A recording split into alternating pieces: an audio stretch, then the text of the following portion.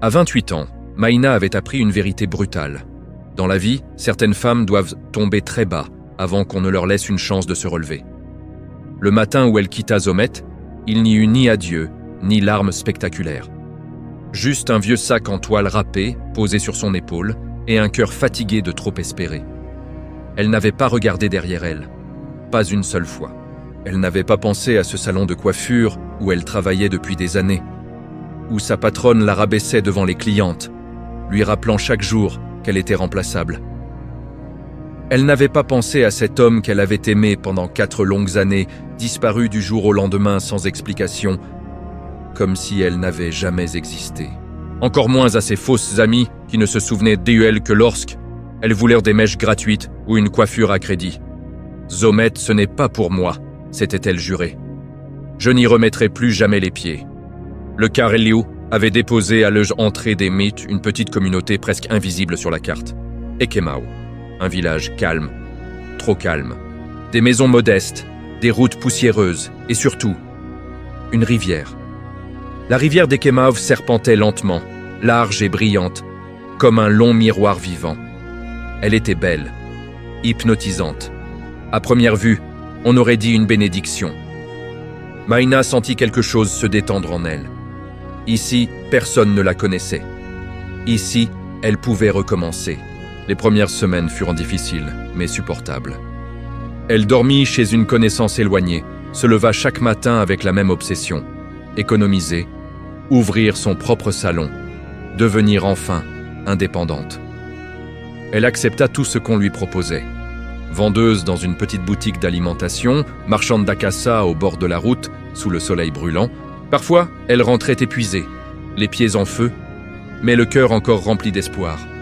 Chaque soir, elle comptait ses économies. Chaque pièce avait un sens. Chaque billet était une promesse. 1 mois plus tard, elle avait enfin réuni ce qu'elle croyait suffisant pour se lancer. Mais la réalité la rattrapa brutalement. Les loyers des boutiques étaient exorbitants.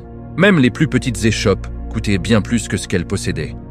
Avec ses maigres économies, à peine 5 000 francs, elle ne pouvait même pas couvrir la moitié d'un bail. C'est ce jour-là que Tioma, une amie du village, lui parla d'un endroit particulier. « Il y a un vieux bâtiment juste au bord de la rivière », dit-elle à voix basse. Personne n'y va depuis des années. Maïna sentit son cœur bondir. « Pourquoi » Tioma hésita. « Disons que les gens évitent cet endroit. » Mais Maïna n'entendit qu'une chose, gratuit, ou presque. « Enfin, Dieu a entendu mes prières », s'écria-t-elle, le sourire aux lèvres. Dès le lendemain, elle se rendit sur place. Le bâtiment était exactement comme Tioma l'avait décrit. Vieux, rouillé, recouvert de toiles d'araignée. Les murs portaient les cicatrices du temps, fissurés, humides par endroits. Mais Maïna ne vit pas la décrépitude. Elle vit une opportunité. La rivière était juste là, à quelques mètres, silencieuse, immobile, comme si elle observait. Elle retroussa ses manches et se mit au travail. Elle nettoya, elle frotta, elle reboucha les fissures du mieux qu'elle pouvait. Pendant des heures, seule avec le bruit de l'eau et sa respiration. À la fin de la journée, épuisée mais fière, elle contempla le résultat. Ce n'était pas parfait, mais c'était à elle. 2 semaines plus tard, le salon était prêt. Quelques chaises en plastique, un miroir accroché de travers, du matériel acheté au marché. Elle le baptisa sans hésiter. Le paradis de Maïna. Pour elle, ce nom sonnait comme une revanche sur la vie. Mais pendant qu'elle s'installait, les habitants passaient devant le bâtiment sans s'arrêter. Ils jetaient des regards furtifs. Certains ralentissaient, d'autres faisaient carrément un détour. Leurs yeux n'étaient pas remplis de curiosité, ils étaient remplis de peur. Maïna, elle, n'y prêta aucune attention. Pour elle, la rivière était un cadeau, un décor apaisant, un symbole de renouveau. Elle ignorait encore que certaines eaux ne lavent pas les douleurs. Elle les réclame. Les premiers jours, Maïna attendait. Elle s'asseyait devant son salon, dès le lever du soleil, le dos droit, le sourire prêt, comme une promesse silencieuse lancée aux passants. « Bonjour !» lançait-elle d'une voix chaleureuse. « Bienvenue !» Mais personne ne s'arrêtait. Les habitants des Ekemau passaient devant le paradis de Maïna comme Sechon Ilen n'existait pas. Certains accéléraient le pas.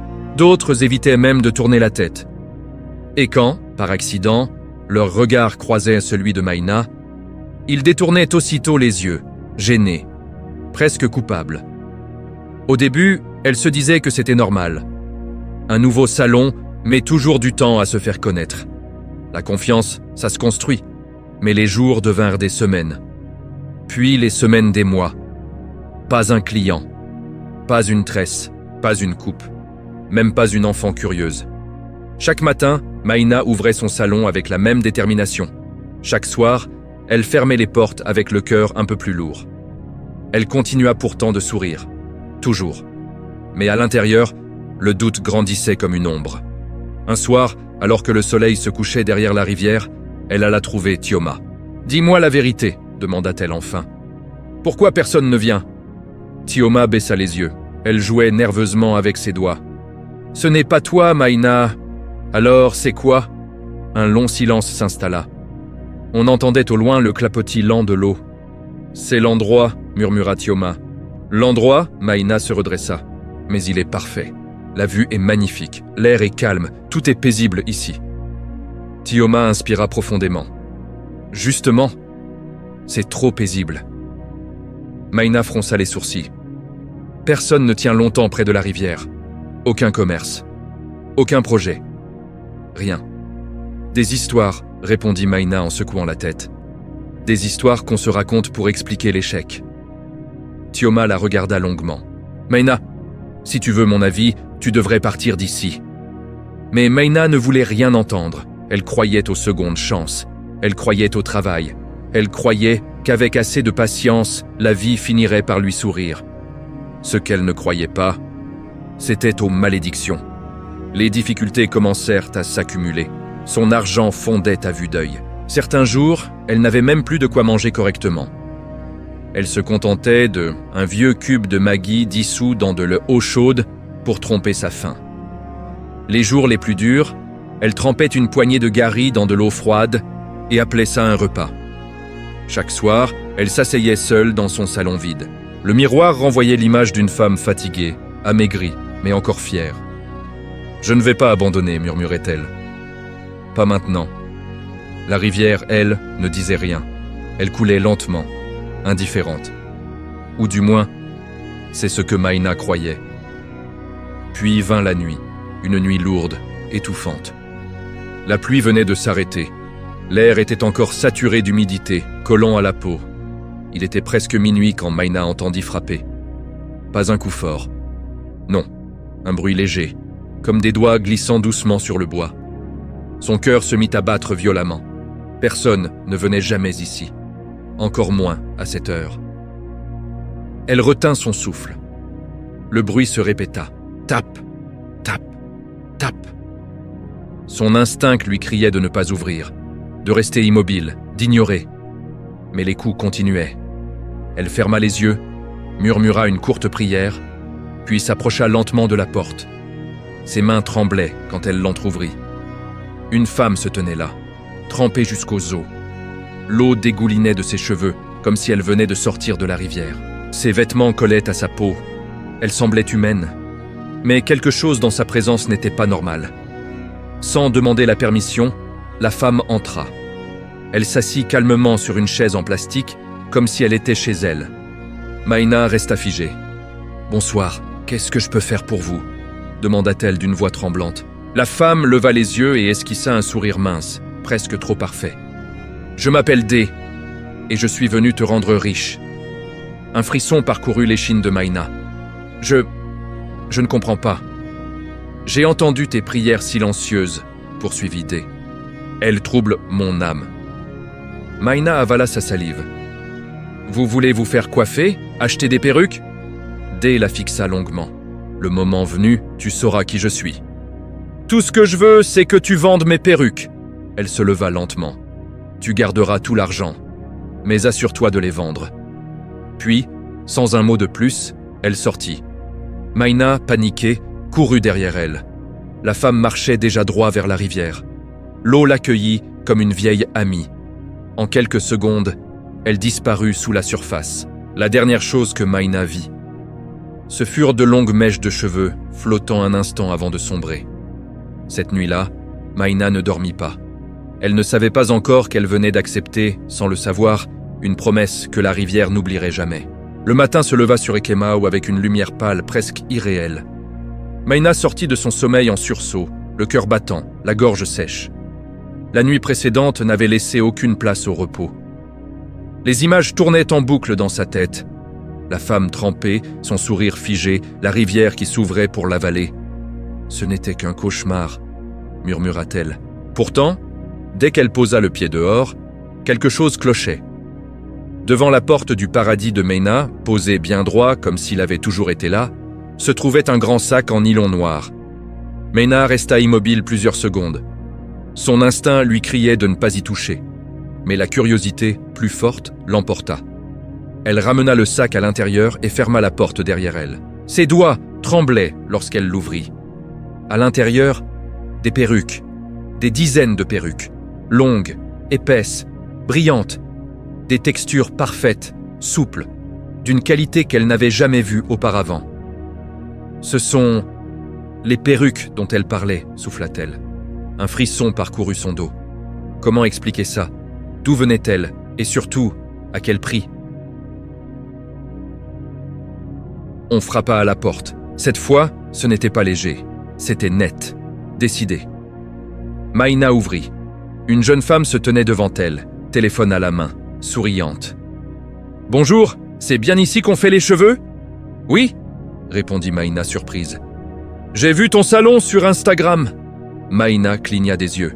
« Instagram ? Mais je n'ai même pas de compte. » La jeune femme entra déjà. Puis une autre arriva, puis deux autres, puis encore. À 9h du matin, une file d'attente s'était formée devant le salon. Des femmes qu'elle n'avait jamais vues. Certaines venaient de villages voisins. D'autres disaient avoir quitté leur travail plus tôt, poussées par une étrange intuition. Le plus troublant, c'est qu'aucune ne savait vraiment comment elle avait entendu parler du salon. « J'ai juste ressenti que je devais venir ici », disait l'une. « Pareil », ajoutait une autre. Maïna avait la tête qui tournait. Mais la faim, les dettes, les nuits sans sommeil. Tout cela décida à sa place. Elle se mit à tresser. Ses mains travaillaient presque toutes seules. Les clientes souriaient devant le miroir, leurs yeux brillants. Certaines achetèrent des perruques, sans discuter le prix. 115 000 francs l'unité. À la fin de la journée, Maïna compta l'argent. Plus de 900 000 francs en une seule journée. Elle s'assit par terre, dos au mur, la bouche entr'ouverte. Ce n'est pas possible. Elle ne savait pas si elle devait pleurer de joie ou de peur. Cette nuit-là, D lui apparut en rêve. « Ne quitte jamais ce bâtiment, dit-elle calmement. Rénove-le. Ouvre-le chaque jour. » Maïna se réveilla en sueur, et chaque matin, désormais, un nouveau sac noir apparaissait devant son salon. Elle soupirait, le ramenait à l'intérieur, et continuait. Le paradis de Maïna devint un nom que tout le monde connaissait. On murmurait que ce salon n'était pas comme les autres, que là-bas, on ne se contentait pas de se faire belle. On retrouvait la joie. Une jeune fille timide ressortit en dansant. Une autre se regarda dans le miroir et cria « Je me sens belle et puissante ». Maïna rénovait, embauchait, grandissait. Mais la nuit, les questions revenaient. Pourquoi ces perruques? Qui est vraiment D? Et surtout, pourquoi ses mains tremblaient-elles chaque fois qu'elle en touchait une nouvelle? Quelque part, au bord de la rivière, quelqu'un observait. Mama Alaké, une femme d'un certain âge, toujours accompagnée de sa Bible. Elle voyait ce que les autres refusèrent de voir. Et cette nuit-là, elle fit un rêve. Dans le salon de Maïna, les clientes n'avaient plus de visage. Dans les miroirs, il n'y avait que de l'eau. Mama Alaké n'était pas une femme que l'on ignorait facilement. À Ekemao, tout le monde la connaissait. Chaque matin, elle installait sa petite table de beignets à quelques mètres seulement du paradis de Maïna. Toujours à la même heure, toujours avec sa Bible posée bien droite à côté d'elle. Les gens disaient en plaisantant que rien ne lui échappait, que ses yeux voyaient plus loin que ceux des autres. Son mari, de son vivant, l'appelait la prophétesse du village. Elle riait quand on l'appelait ainsi. Mais au fond d'elle, elle savait que certaines choses lui étaient révélées. Depuis des semaines, elle observait. Ces femmes qui arrivaient comme attirées par une force invisible. Ces perruques trop parfaites, trop brillantes, presque irréelles. Et surtout, la rivière. Un matin, Mama Alaké remarqua quelque chose qui la fit frissonner. L'eau semblait plus sombre devant le salon, comme si elle s'était épaissie. Cette nuit-là, elle fit le rêve. Elle vit Maïna tresser des cheveux, concentrée, souriante. Mais dans les fauteuils, ce n'étaient pas des femmes, c'étaient des ombres. Leurs yeux étaient grands ouverts, figés. Dans le miroir, au lieu des visages, il n'y avait que de l'eau. Mama Alaké se réveilla en sursaut. Au lever du jour, sans perdre une minute, elle se rendit au salon. Maïna était déjà là, souriante, occupée à préparer la journée. « Ma fille, » dit Mama Alaké doucement, « il faut que je te parle. » Maïna leva les yeux. « Maman, si c'est pour dire que mes affaires marchent trop bien, sourit-elle. Vous n'avez rien à craindre. » Mama Alaké la regarda droit dans les yeux. « Quand Dieu donne, c'est lent. Mais quand c'est l'eau, elle te noie d'abord dans la bénédiction, puis elle t'arrache les pieds. » Un silence lourd s'installa. Maïna força un sourire. « Maman, ce sont juste les affaires, rien de plus. » Mais à l'intérieur, son ventre se nouait, car ses mains tremblaient encore. Les jours passèrent, les témoignages affluaient. Une femme sans emploi trouva soudain un financement inattendu. Une autre, stérile, depuis des années, tomba enceinte. Une étudiante inconnue devint virale du jour au lendemain. Toutes avaient un point commun, une perruque du paradis de Maïna. Maïna voulait y croire, à la chance, à la bénédiction. Mais les cauchemars commencèrent. De l'eau dans les miroirs, des voix murmurantes, des mèches qui bougeaient seules. Un soir, la pluie se mit à tomber violemment. Le tonnerre grondait. À 21h, on frappa à la porte. C'était D, trempée, calme, souriante. Elle entra sans un mot et posa une grande boîte dorée sur la table. « Ces perruques sont spéciales, dit-elle. Elles sont pour ceux qui veulent des changements soudains. À l'intérieur, les perruques brillaient légèrement, comme si une lumière y était prisonnière. « Je ne sais pas si je dois continuer, » murmura Maïna. D la fixa. « Alors rejette le don. Mais si tu le fais, la rivière prendra plus que ça. » Puis elle disparut. 3 jours plus tard, la nouvelle tomba. Nancy Blue, une influenceuse célèbre, cliente récente du salon, fut retrouvée morte. Aucune blessure, aucune effraction. Mais ses poumons étaient remplis d'eau, et la perruque qu'elle portait venait du paradis de Maïna. Assise dans son salon, Maïna tremblait. Son téléphone sonnait sans cesse. Certains pleuraient, d'autres voulaient exactement la même perruque. Cette nuit-là, sous une pluie battante, Maïna jeta la boîte dorée dans la rivière. « Reprends ton bien et laisse-moi tranquille. » Mais le lendemain matin, la boîte était là, bien posée sur la table. Maïna comprit alors une chose terrible. Elle ne contrôlait plus rien. Après la mort de Nancy Blue, plus rien ne fut jamais normal à Ekemao. Officiellement, on parla d'un malaise étrange, d'un accident médical inexpliqué. Mais dans le village, personne n'était dupe. Une femme retrouvée morte, les poumons pleins d'eau, sans baignoire, sans rivière à proximité. Les murmures commencèrent, et tous les chemins menaient au même endroit, le paradis de Maïna. Maïna, elle, faisait semblant de ne rien entendre. Chaque matin, elle ouvrait son salon comme si de rien n'était.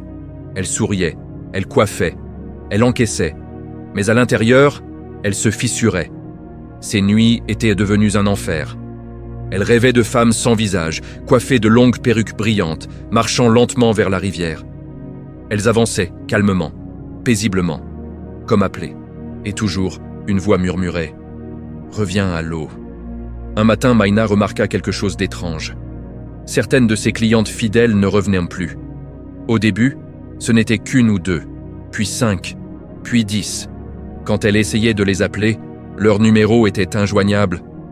Mais de nouvelles clientes arrivaient chaque jour, toujours pour la même chose. « Je veux une perruque », elles achetaient, payaient sans discuter, et disparaissaient. Un après-midi étouffant, la porte du salon s'ouvrit violemment. Une femme entra en larmes, pieds nus, les vêtements froissés. Elle attrapa Maïna par le bras.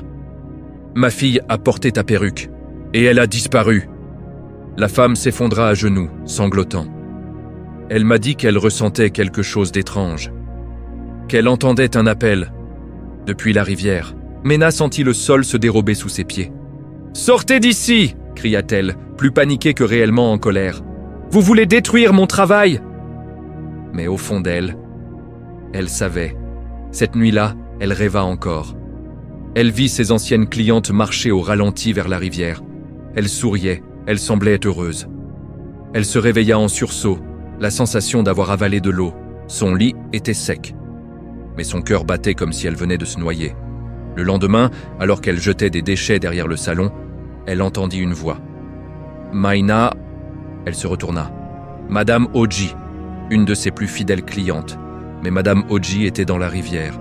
« Que faites-vous là » cria Maïna. La femme sourit doucement. « Je suis en mission. Je viens accueillir les autres. » Derrière elle, 10 femmes s'avancèrent vers l'eau, coiffées, élégantes, silencieuses. Leurs jambes entrèrent dans la rivière et se transformèrent. Des queues de poissons apparurent. Maïna hurla, elle courut, attrapa ses clés et s'enfuit sans se retourner. Cette nuit-là, elle ne rentra jamais chez elle. Mais à Ekemao, la peur venait seulement de commencer. Après la fuite de Maïna, Ekemao sombra dans une peur silencieuse. À partir de 18h, plus aucune femme n'osait sortir. Les portes se fermaient tôt. Les conversations s'éteignaient dès que la nuit tombait. Les hommes murmuraient entre eux. Des mères pleuraient en silence. Des filles disparaissaient. Et toujours, la rivière coulait. Calme, indifférente. Ou du moins, en apparence. Mama Alaké, elle savait. Elle savait que ce qu'elle avait redouté était arrivé. Un soir, assise seule avec sa Bible ouverte, elle sentit une lourdeur inhabituelle dans l'air, une oppression qui lui serrait la poitrine. Elle ferma les yeux, et la vision vint. Elle vit Ekemao tel qu'il était autrefois, un village prospère, riche, étonnamment riche. À cette époque, disait-on, la pauvreté n'existait pas. On n'était jamais misérable à Ekemao. Soit on vivait correctement, soit on vivait dans l'abondance. Mais cette paix avait un prix. Un pacte ancien avait été conclu. Chaque année, la rivière exigeait 12 jeunes filles. 12 vies offertes en échange de la richesse, de la tranquillité et de la protection du village. Le jour du rituel, les filles étaient rasées, habillées de blanc. Elles portaient leurs cheveux coupés sur des plateaux. À minuit, une femme sortait de l'eau, belle, terrifiante, la reine mère des eaux. Elle traînait les jeunes filles avec elle, et on ne les revoyait jamais. Les mères pleuraient, les hommes se réjouissaient, car le village prospérait. Puis, un jour, l'église arriva. Des femmes refusèrent. Elles cachèrent leurs filles, elles prièrent. Et le pacte fut brisé. La rivière fut abandonnée. Crainte, maudite. Mais un esprit comme celui-là n'oublie jamais. Mama Alaké ouvrit les yeux, tremblante. « Elle est revenue », murmura-t-elle. Pendant ce temps, Maïna errait loin du village, réfugiée dans un petit hôtel poussiéreux. Elle ne dormait plus, elle mangeait à peine. Les visions la poursuivaient. Des femmes coiffées marchant vers l'eau, des chants dans une langue inconnue, des cheveux flottant comme des algues. Un matin, Dé apparut devant elle. « Tu ne peux pas fuir, Maïna, dit-elle calmement. Tu as accepté. »« Je ne savais pas !» cria Maïna. « Je voulais juste survivre !» Dé pencha la tête. « La rivière t'a choisi. Tu as ouvert la porte. » Puis elle disparut. À Ekemao, Mama Alaké rassembla quelques hommes de foi. « Si nous n'agissons pas maintenant, dit-elle, il n'y aura bientôt plus aucune femme dans ce village. » La nuit suivante, la rivière bouillonna légèrement, comme impatiente, et quelque part, dans les profondeurs, la reine mère des eaux souriait. Mena pensait avoir touché le fond. Elle se trompait. Après plusieurs jours d'errance, elle finit par retourner à Ekemao, pas par courage, mais parce que quelque chose l'y ramenait. Un appel sourd, lent, incessant. La nuit était tombée quand elle franchit à nouveau les limites du village. Les rues étaient désertes, les maisons plongées dans le noir. Le paradis de Maïna se dressait devant elle, silencieux. Les vitres reflétèrent la lune comme des miroirs d'eau. « Je prends juste mes affaires », murmura-t-elle. À l'intérieur, l'air était lourd. Les perruques semblèrent la fixer. Alors le ciel s'assombrit brusquement. Le vent se leva. Maïna sentit une présence derrière elle.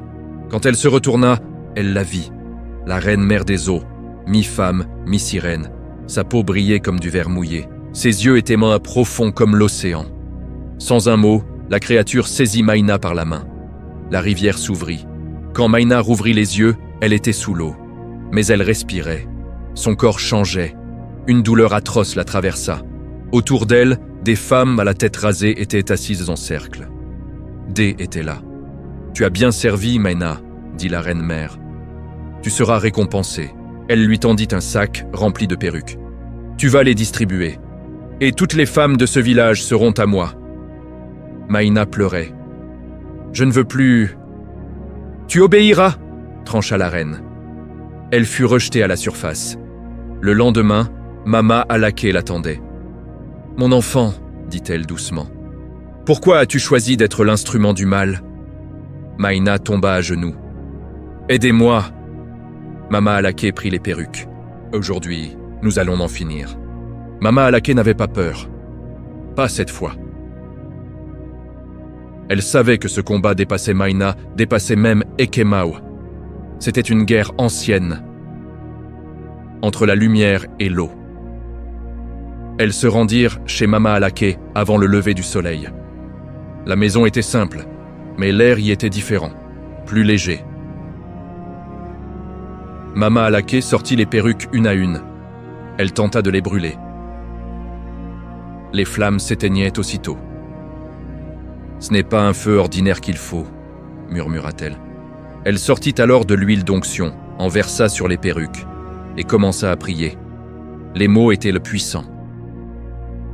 Ancien. Au bout de longues minutes, les perruques prirent feu toutes seules. Mama Alaké leva les yeux. Ce n'est que le début. Cette nuit-là, elles dormirent à l'église. Sous la rivière, la reine-mère hurlait de rage. Au matin, des êtres étranges furent vus près de l'ancien salon. Mama Alaké rassembla des hommes de Dieu. « Aujourd'hui, dit-elle, soit nous gagnons, soit nous disparaissons. » Le ciel s'assombrit en plein jour. Un vent violent se leva, tordant les arbres, soulevant la poussière des routes d'Ekemao. La rivière, autrefois calme, bouillonnait maintenant comme une bête en colère. Mama Alaké avançait en tête, Bible serrée contre sa poitrine. À ses côtés, Maïna marchait lentement, le regard vide, le cœur lourd de culpabilité. Autour d'elle, quelques pasteurs et hommes de foi priaient à voix haute. « Aujourd'hui, » déclara Mama Alaké, « cette terre sera libérée. » La surface de l'eau se déchira. La reine-mère des eaux surgit, plus immense, plus monstrueuse. Ses yeux noirs brûlaient de haine. Autour d'elle, des femmes aquatiques se dressèrent, hurlant. Le combat éclata. Les prières fusaient. Les versets résonnaient. La reine-mère ripostait violemment, projetant des vagues qui faisaient reculer les hommes. Mama Alaké entra dans l'eau. Elle fit face à la créature. Chaque mot qu'elle prononçait brûlait la reine de l'intérieur. Dans un hurlement final, la reine-mère se transforma en un petit poisson. Mama Alaké le saisit, l'oignit d'huile, l'alluma. Les cendres furent enterrées derrière l'église. À cet instant précis, les femmes capturées redevinrent humaines. Même la petite Inéa réapparut. Le paradis de Maïna prit feu tout seul. La rivière se tut. Quand le jour se leva sur Ekemao, le village ne ressemblait plus à ce qu'il avait été. La rivière coulait à nouveau calmement. Mais cette fois, ce n'était pas un calme trompeur. C'était un silence vidé de colère, comme un corps sans âme. Les femmes retrouvées pleuraient dans les bras de leur famille. Des mères serraient leurs filles contre elles, incapables de croire au miracle. Des noms qu'on pensait perdus à jamais résonnèrent de nouveau dans les rues. La petite Inéa était là, vivante, confuse, mais saine et sauve. Ekemao respirait enfin. Mais au milieu de cette joie, Maïna se tenait à l'écart. Personne ne la regardait vraiment. Personne ne savait quoi lui dire. Elle avait été victime, mais aussi instrument. Mama Alaké s'approcha d'elle lentement. « Ma fille, dit-elle d'une voix douce mais ferme, la rivière est vaincue, mais les traces de ce pacte resteront longtemps. » Maïna baissa la tête. « Je n'ai jamais voulu ça, » murmura-t-elle. « Je voulais juste vivre. » Mama Alaké posa une main sur son épaule. « Le mal ne commence pas toujours par de mauvaises intentions. Parfois, il commence par la désespoir. Le paradis de Maïna n'existait plus. Il avait brûlé jusqu'à la dernière brique. Il ne restait qu'un terrain noirci, humide, silencieux. Personne ne proposa de le reconstruire. Et personne ne demanda à Maïna de rester. Quelques jours plus tard, sans bruit, elle quitta Ekemao. Sans sac luxueux, sans argent maudit, seulement avec son passé, et une leçon gravée à jamais dans sa chair. Elle s'installa loin de la rivière, très loin, à la ville. Elle ouvrit un petit salon modeste, sans perruque miracle, sans promesse rapide. Les débuts furent difficiles, mais réels. Chaque cliente qui entrait le faisait par choix. Chaque réussite venait lentement. Et chaque nuit, Maïna dormait enfin sans entendre l'eau l'appeler. À Ekemao, la rivière fut bénie, entourée, surveillée.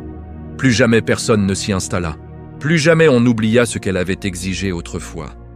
Car le village avait compris une chose essentielle.